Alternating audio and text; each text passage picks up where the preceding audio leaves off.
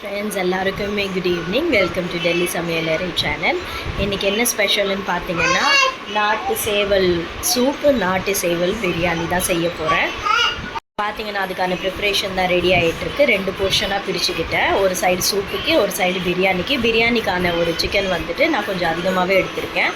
So soup வந்து குடிக்க போகிறது என் ஹஸ்பண்ட், நான் மட்டும்தான். பெரிய அண்ட் சின்ன பையன் கொஞ்சமாக தான் குடிப்பான். பெரிய பையன் அவங்க பாட்டி வீட்டில் இருக்கிறதுனால. இங்கே பார்த்தீங்கன்னா நான் ஜீரகம், அப்புறம் சோம்பு, அப்புறமா வந்து முழு பெப்பர் எடுத்திருக்கேன். அதையும் இடித்து ரெடி பண்ணி வச்சுக்கிட்டேன்.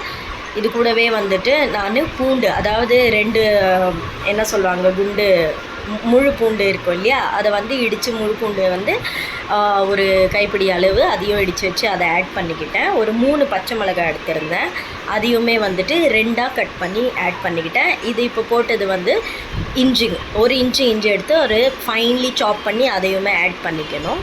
அண்ட் இது வந்து என் ஸ்டைலில் தான் பண்ணுறேன். எனக்கு இந்த ப்ராப்பராக சூப்புனா இப்படி தான் வைக்கணும் அப்படின்லாம் இல்லை. எனக்கு எப்படி தெரியுதோ அந்த மாதிரி வச்சுருக்கேன். ஸோ இதில் ஏதாச்சும் மிஸ்டேக் இருந்தால் கண்டிப்பாக நீங்கள் வந்துட்டு எனக்கு கமெண்ட் பாக்ஸில் சொல்லுங்கள், வேறு மாதிரி எப்படி செய்யலாம்னு சொல்லிவிட்டு. சரிங்களா? ஆனால் இந்த சூப்புமே வந்து ரொம்பவே டேஸ்ட்டாக வந்துருந்துச்சு. கண்டிப்பாக சூப் மாதிரி தான் வந்துருந்துச்சு. அண்ட் ரொம்பவே யம்மியாக இருந்துச்சு. அண்ட் நீங்கள் பார்த்தீங்கன்னா நான் சின்ன வெங்காயம் 1 கிண்ணம் எடுத்திருந்தேன். அதையுமே வந்து க்ளீன் பண்ணிவிட்டு இடித்து எடுத்திருந்தேன். மஞ்சள் தூள், உப்பு, அப்புறம் சிக்கன் மசாலா இதெல்லாம் தான் ஆட் பண்ணியிருக்கேன். அண்ட் இது கூட வந்து இடித்து வச்சுருந்த அந்த கோழியும் நான் ஆட் பண்ணிக்கிட்டேன். இது எல்லா மசாலா நல்லா வதங்கி வந்ததுக்கப்புறம் ஒரே ஒரு தக்காளி தான் எடுத்திருக்கேன். ஸோ நான் வந்து இங்கே சூப்பில் தக்காளி யூஸ்வலி நான் பார்த்துருக்கேன், தக்காளி அவ்வளோவா யாரும் ஆட் பண்ண மாட்டாங்க. ஆனால் நான் போட்டிருக்கேன், ஒரு டேஸ்ட், ஒரு ஃப்ளேவர் வரணுன்றதுக்காக.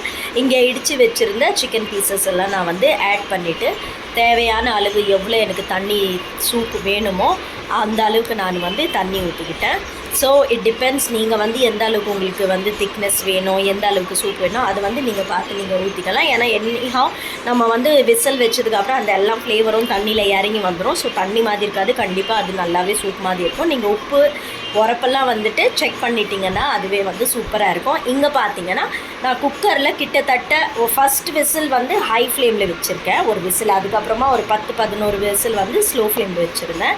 இது நெக்ஸ்ட் போர்ஷன் வந்து பிரியாணிக்காக ரெடி பண்ணுறேன். அதுக்குமே நான் ஃபஸ்ட்டு வந்து ஒரு 4-5 விசில் போட்டு தான் சிக்கன் எடுத்துக்கிறேன். ஏன்னா சிக்கன் வேக வந்து நாட்டு சேவல் இல்லையா, ஸோ இது வேக வந்து கொஞ்சம் அதிகமாக டைம் எடுக்கும். அதனால் 5 விசில் வச்சு அதுக்கப்புறமா தான் வந்து நான் பிரியாணிக்கு ப்ரிப்ரேஷன் பண்ணுறேன். பிரியாணி எப்படி பண்ணுவேன்னு உங்களுக்கு நிறைய வீடியோ போட்டிருக்கேன். அப்படி ஸ்பெசிஃபிக்காக உங்களுக்கு இந்த நாட்டு சேவல் பிரியாணி ரெசிபி வேணும்னா அதுவுமே கமெண்ட் பாக்ஸில் சொன்னீங்கன்னா நான் வந்துட்டு டீட்டெயில்டாக ஒரு வந்து ஃபுல் ரெசிபி உங்களுக்கு ஆட் பண்ணுறேன். இதுதான் வந்துட்டு என் பிரியாணி கம்ப்ளீட்டாக ரெடி ஆயிடுச்சு. அண்ட் ரொம்பவே டேஸ்ட்டாக வந்துருச்சு. சூப்பு, பிரியாணி, எக் பாயிலு, அதுக்கப்புறமா வந்துட்டு உள்ளி, அதாவது தயிர் உள்ளி தான் வந்து ரெடி பண்ணியிருந்தேன்.